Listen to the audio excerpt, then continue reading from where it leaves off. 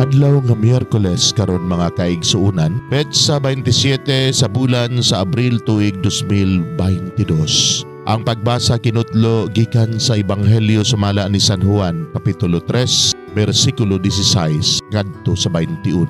Kay gihigugma pag-ayo sa Dios ang kalibutan. Ug tungod niini gihatag niya ang iyang bugtong anak aron ang tanan nga mutuo kaniya dili malaglag kundili makabaton hinuon sa kinabuhing dayon. Kay wala ipadala sa Dios ang iyang anak nganhi sa kalibutan aron pagsilot kundili aron pagluwas niini.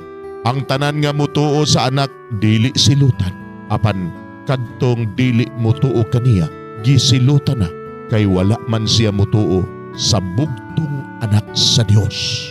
Og kini mao ang silot, ang kahayag mianhi sa kalibutan apan gipalabi sa mga tao ang kangit-ngit kay sa kahayag kay dautan man ang ilang binuhatan. Og ang tanan nga nagbuhat og dautan dili gusto sa kahayag og dili buduol niini kay dili siya buot nga mabutyag ang iyang dautang binuhatan. Apan ang magbuhat sumala sa kamatuuran buduol sa kahayag aron makita nga nagmatinumanon siya sa Dios. Mga igsuon, ang Ebanghelyo sa Ginoo, daygon ikaw o Kristo.